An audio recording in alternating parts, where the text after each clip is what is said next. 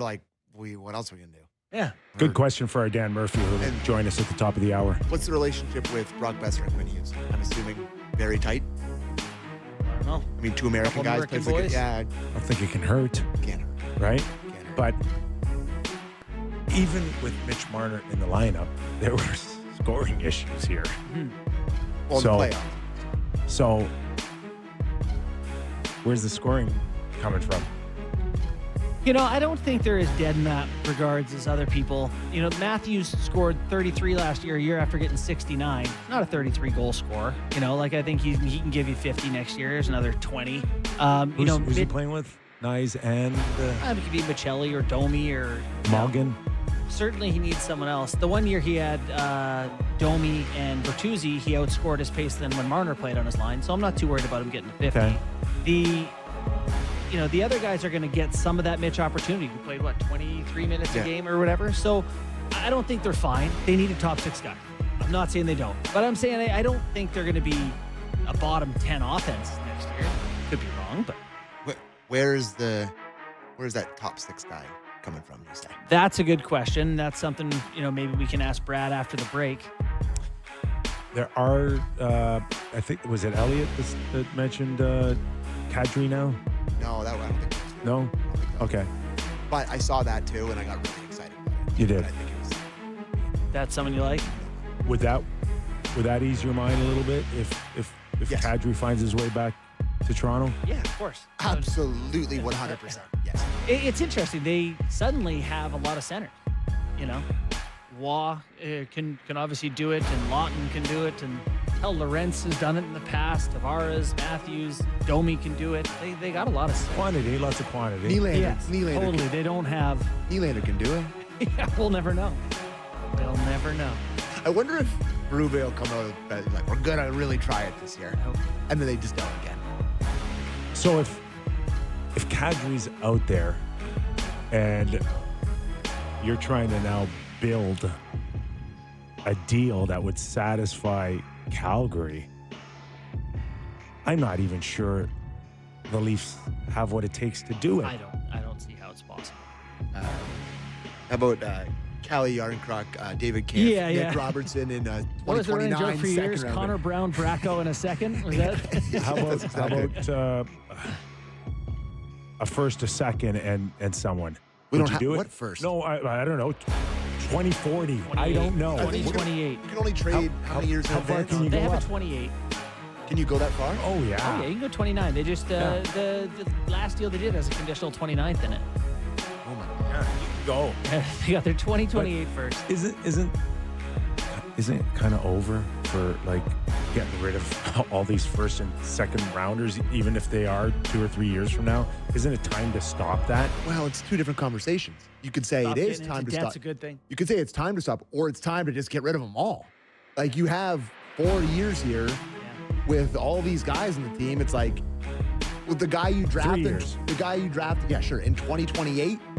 Like, boy, he's gonna be a great third line center when gotta tell you, everyone's gone. When you're talking about like asset management, like you look, Carolina took a licking for the Rantanen thing. They turned expiring Natchez and Jack Drury into Stankoven extended, Keandre Miller, and they have 4 first-round picks in the next 3 years.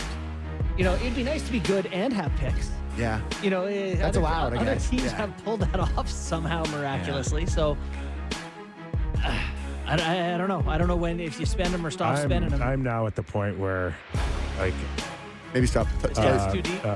what do you call it? Billy ball or Billy Bean ball? yeah. Like Moneyball? Moneyball. Like we saw a little Moneyball yesterday out of Brad Tree Living. Yeah. You think? This may be the only way here. I am not a fan right now of any more top picks, no matter how far in the future they are, or Easton Cowan. I don't think I would put him out there right now for Kadri. No, I'm ready to see Cowan. I'm ready to let Cowan have a run at things and see if he's... We should break. General manager's calling in 5 minutes.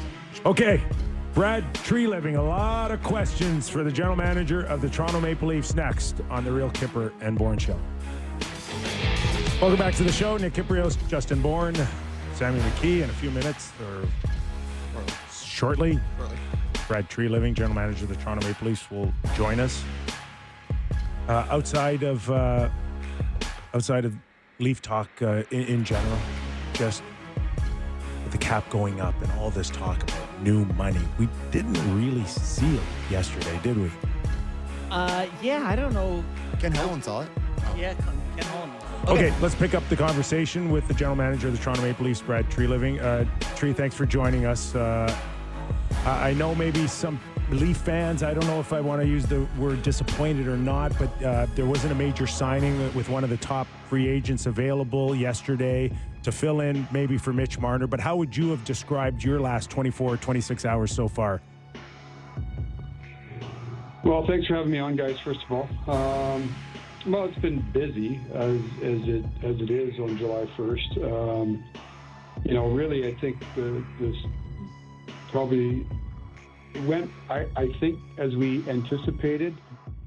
And by that, I mean the majority of players that we looked at as potential fits for us were re-signed to their teams, right? So it's one thing to speculate about who's going to get signed and who would look good. It's another for players to actually get there. So when we looked at that pool of players that we felt could fit into a spot for us, if you talk about, a top 9 role, a top 6 role higher in your lineup, the pool became increasingly shallow from what the projections were. When you look at who's a projected free agent on June 27th, that pool of players became a lot less on July 1st. And so we certainly were active in talking to, a number of players, and, whether it be, not necessarily wanting to, not seeing a fit with us or not wanting to come here, or contractual requirements not fitting. I kind of thought it was going to go the way it did yesterday, in terms of not being able to necessarily address, with Mitch leaving sort of that offensive side of things, and got to that feeling really probably a week ago, and part of that was the reason we looked at a Michelli deal,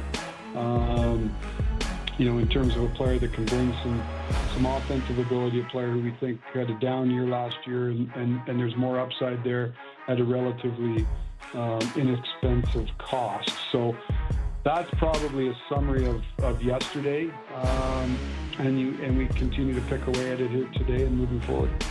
Brad, thanks for coming on with us today. We really appreciate it. I wanted to follow up on the comment you'd made yesterday in the press conference and hear a little bit, like being aware in terms of looking to replace a top 6 forward, find someone to fit into one of those spots.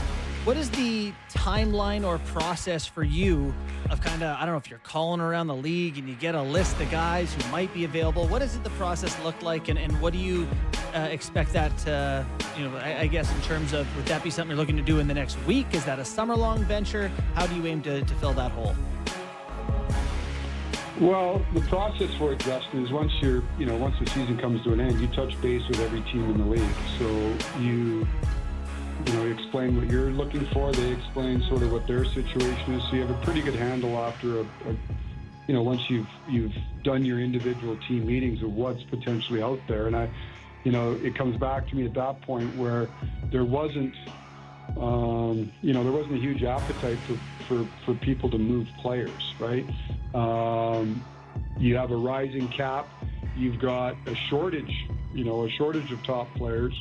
You've got a lot of teams, whatever window they're in, or whatever stage their team's